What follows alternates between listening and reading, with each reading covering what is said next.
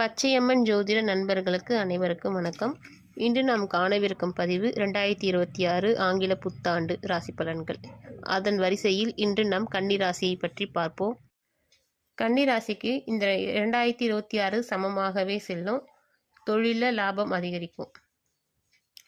7இல் சனி, 11இல் குரு, 6இல் ராகு, 12இல் கேது நடக்கிறது. இளைய சகோதர சகோதரிக்கு வளர்ச்சி இருக்கும். மாமனாரின் உடல்நிலை சீராகவே இருக்கும். தாயார் அல்லது மாமியாரால் பணம் லாபம் அதிகரிக்கும், வந்து சேரும். எதனாவது சொத்து பாக பிரிவினை உங்களுக்கு ரொம்ப நாளாக இழுத்தடிச்ச இந்த சொத்து பாக பிரிவினை சக்ஸஸ்ஃபுல்லாக முடிஞ்சு உங்களுக்கு அதனால் பணம் வர இருக்கிறது. குழந்தைங்களுக்கு கிடைக்கக்கூடிய ஆசைப்பட்ட விஷயங்கள் நடந்தேறும். ஒரு காலேஜுக்கு நீங்கள் எதிர்பார்த்த கவர்மெண்ட் சீட்டு, பெரிய பெரிய விஷயங்கள், அவங்களுடைய கனவுகள், ஒரு வெளிநாட்டுக்கு செல்லக்கூடிய விஷயங்கள் குழந்தைங்க எதிர்பார்த்துருந்தாங்கன்னா அதனுடைய விஷயங்கள் சக்ஸஸாக இருக்கும். குழந்தைகளால் பெருமை கௌரவம் தேடி வரும். இன்னார் பிள்ளைகள் அப்படின்றத விட இவங்க அம்மா தான் அப்படின்ற மாதிரி பேர் கிடைக்கும்.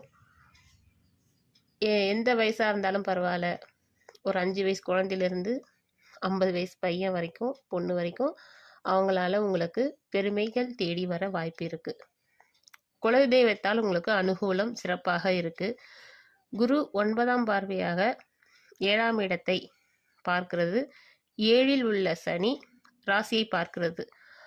அதனால் பார்த்தீங்கன்னா லைஃப் பார்ட்னருக்கு, இப்போ கன்னிராசியாக இருந்தீங்கன்னா அவங்களுடைய லைஃப் பார்ட்னருக்கு பேரும் புகழும் தேடி வரும். பணம் இல்லைன்னா கூட, அவங்க வீட்டில் ரொம்ப கஷ்டப்படுற ஃபேமிலி, பணம் இல்லைன்னா கூட அவங்க முகத்தை பார்த்தா இவங்களுக்கு என்னப்பா, இவங்க நல்லா தான் இருக்கிறாங்க அப்படின்னு சொல்கிற மாதிரி கொஞ்சம் கெத்தாகவே இருப்பாங்க.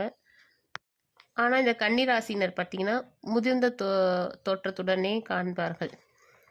என்ன அவங்களால மாற்றிக்க முடிஞ்சாலும் அவங்களோட முகத்தை பார்த்தா ஒரு ஏஜை வந்து கொஞ்சம் அதிகமாக காண்பிக்கிற மாதிரியே இருக்கும். வீட்டில் பார்த்தீங்கன்னா ஏதேனும் ஒரு ஆல்ட்ரேஷன் இருக்க வாய்ப்பு இருக்குது. முக்கியமாக பார்த்தீங்கன்னா கழிவுநீர் செல்லும் இடங்கள்லையும் பாத்ரூமில் ஆல்ட்ரேஷன் செய்ய நேரிடும்.